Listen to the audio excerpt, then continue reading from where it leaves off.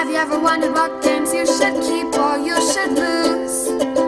Find out here at Purge Reviews. So there are 4 expansions for, or modules if you will, for the game. I'm going to go over each one, show you how they play, and give a little commentary on them, because I don't think there's anything up on this yet. So let's take a look at them right now. The first change is going to be to this board. So the first thing to do is you're going to flip it over, and you're now going to use this side, which will give you schnapps as the game goes on.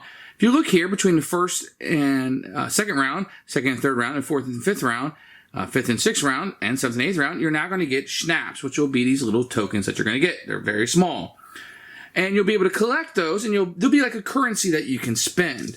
And now what's going to happen is in the second, fifth, and third round, you're going to have entertainers come out.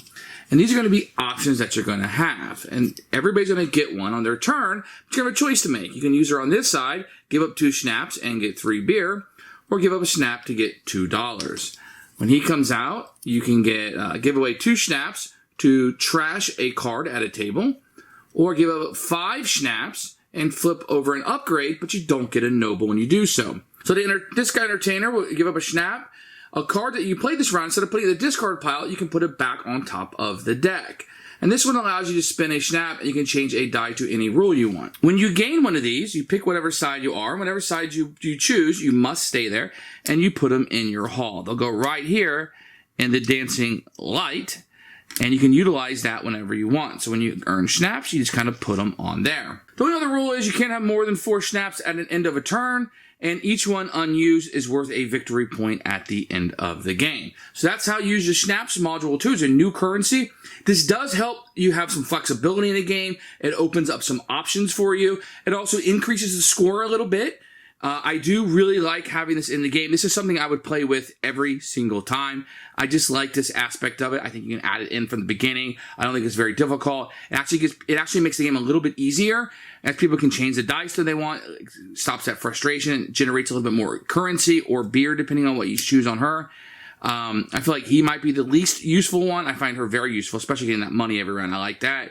And this guy right here, although he comes at the end of the game, can be very useful for people. And I feel like this is an easy currency just to dive in and use. The third module is going to have you flipping over your bartender to the other side. If you've been wondering what this guy does on this side, he would utilize the third module. And you'll have him set up here. Each person will get a cube, and there will be a new card that comes out. This is the bard. He sits by your bar. He costs 1 coin, and he'll move this tracker up 1 space. So let's talk about this. So every round that you produce a beer or coinage, you will take the least amount. So let's say you generate 3 coins and 2 beer, then you'll move your tracker up 2 spaces, whatever the least of those 2 are. Each of these spaces will give you a victory point. Here's some schnapps that you'll be able to get. This will allow you to trash a card and gain a noble. So if you got 4, 1, 2, 3, 4, it's very easy. If you go all the way around, you come back and you start over again, able to get those additional goodies as you're going. The victory points are scored at the end of the game. So there are some new cards that were added in that will move this along. They'll be added in that you can purchase into the deck, and it'll just move this tracker around. Very easy to add in. I would use it with the schnapps because it's a snap thing on here. And I would continue to use this probably every time. This is fairly easy to use. It generates some extra victory points into the game. It opens up the extra snaps, which is nice. Your scores will increase with this one because you can gain more nobles, and this will give you more flexibility as the game goes through. I think it makes it a little easier and keeps some of those bad dice rolls like a 3, and maybe nobody has a 3 to use, and makes it a little bit more useful. The fourth module are these cards, and they recommend using this if you're using the schnapps and the reputation marker here. And basically it's pretty easy. You're going to draw 3 of these cards, and everybody's going to choose a starter. So instead of having your 4, 5, 6 cards already in your hand, you might choose one of these options. So like a free table flip and a schnapp. Move up 3 on your tracker here, and then trash 2 cards out of your deck. Or get different combinations. Now, it's random, so you're going to do 3 of these, and the same players can pick the same card. It doesn't matter. So this is just a different way to set up. I do not recommend this when you first start playing. This is something you kind of need to know the game a little bit better before utilizing this. I'm not even sure I'm a huge fan of this. This is one module that I probably won't go back to that often.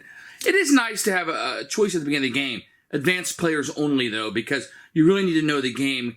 You can be hamstrung a little bit if you can't utilize this into your strategy. So advanced players only. So the fifth module, will see you flipping this tile over. So when your marker gets past this, you're now going to gain a signature. And the signatures are going to be these little things. You're going to be looking to gain these as you go through. Every time you buy, so when you have these rows of guys to purchase, everybody's going to have a signature on them. Basically, they're going to sign your guest book. So when you perform beer for one of these guys and you buy one of these, so if I buy a 4 and I serve that, I will look here on the chart 3, 4 and place one here. You always got to place top to bottom. So what this is going to do is, as you get down here, you're going to gain things. So maybe move up your reputation mark. You get a free snap. If you get all the way to the bottom and you fill these spots up, you can get more royals, or nobles, which are worth 10 points. Also, if you fill up horizontally, you're going to gain a noble in order to add more victory points. So these will be based on how many you get, and you'll put these signatures on there in order to get the goodies and possibly the victory points through the nobles. So that's a very easy addition, I think. It does increase the value of getting these guys. So even though these guys are worth a lot of victory points, filling this signature thing up, it makes these a much more viable strategy and makes it, I think, evens it out a little bit. A lot of times I find a lot of value in getting money and currency and upgrading this because I'm getting those 10 points in nobles. This will kind of make it where you might want to go down this strategy a little bit more early in the game, perhaps, and even into the later game, because these signatures can be worth nobles also. So I think that evens out the gameplay. And I think this is one a tad bit more complicated, but I think I would add it in and continue to play with this one probably the most. This and the Schnapps probably are my two favorite ones, and I think like you really, really need to have in the game. And I think this might be a balancing one for my taste. So those are the 5 modules. Now, I think I would add all of them in pretty quickly, except for the 4th one with the different starters.